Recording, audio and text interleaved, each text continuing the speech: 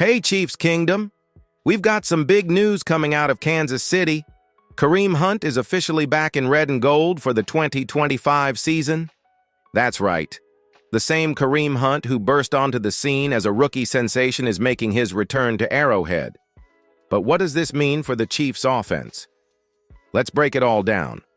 First, let's take a quick trip down memory lane. Back in 2017, Hunt took the NFL by storm, leading the league in rushing as a rookie and building instant chemistry with a young Patrick Mahomes. Chiefs fans remember his electric runs, his ability to break tackles, and his knack for making big plays when the team needed them most.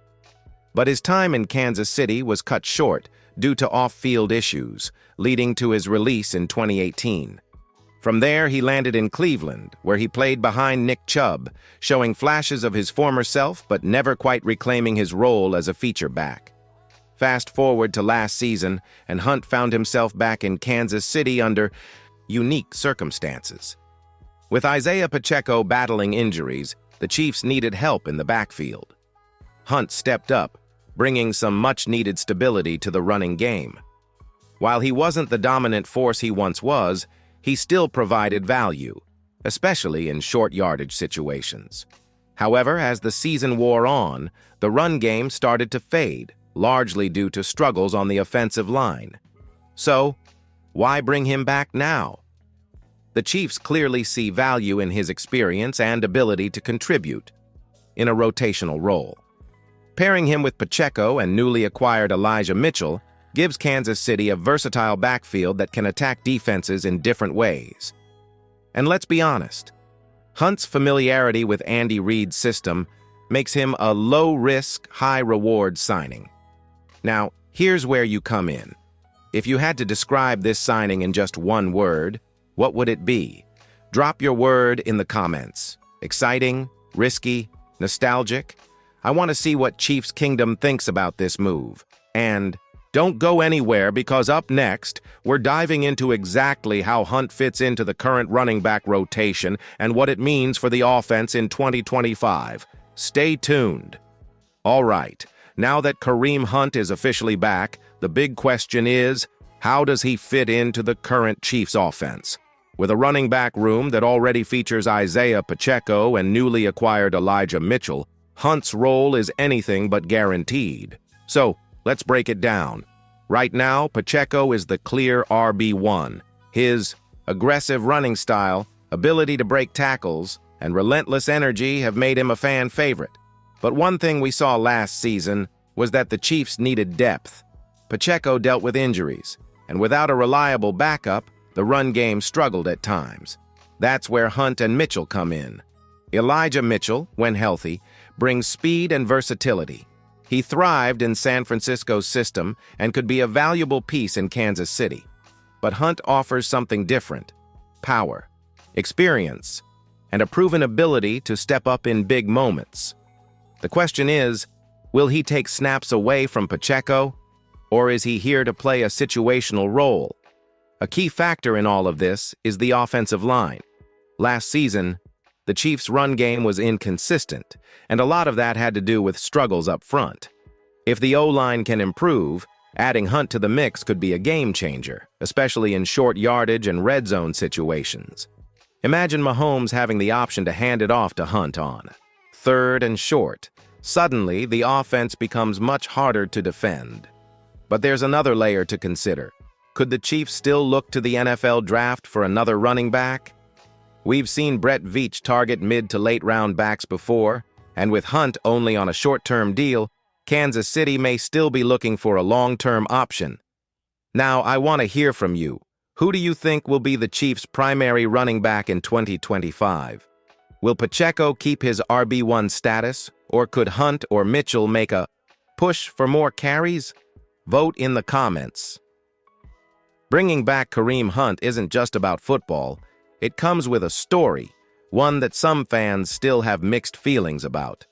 His first stint in Kansas City was nothing short of electric. He burst onto the scene as a rookie in 2017, leading the NFL in rushing and forming instant chemistry with Patrick Mahomes. But in 2018, everything changed.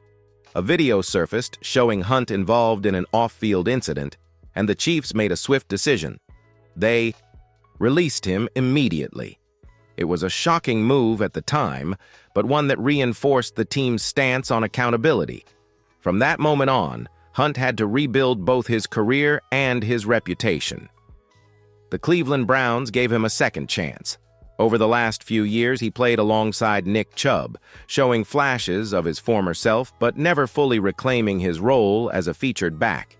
Injuries, depth chart competition, and inconsistent performances kept him from being the dominant player he once was. Now, as he returns to Kansas City, the question isn't just about his ability on the field, it's about how much he's changed off of it. By all accounts, Hunt has matured. He's kept a low profile, stayed out of trouble, and appears determined to make the most of this second opportunity. But will the locker room embrace him? Andy Reid has a history of giving players second chances and creating an environment where they can thrive. If there's one coach who can help Hunt get back on track, it's him. The veteran leaders on the team, including Mahomes and Travis Kelce, will also play a big role in making sure this transition goes smoothly. So now, it's over to you. Do you think Kareem Hunt deserves this second chance, or was bringing him back a mistake? Drop your thoughts in the comments. Coming up next, we shift gears to the defensive side of the ball. The Chiefs just added Tillery to the D-line. What does he bring to the team, and how does he fit into Steve Spagnuolo's system? Let's break it down. While most of the attention has been on Kareem Hunt's return, the Chiefs also made a key move on defense, signing defensive lineman Tillery. This addition might not grab as many headlines, but it could be just as important for Kansas City's success in 2025. Tillery was a first-round pick by the Chargers back in 2019, coming out of Notre Dame with high expectations.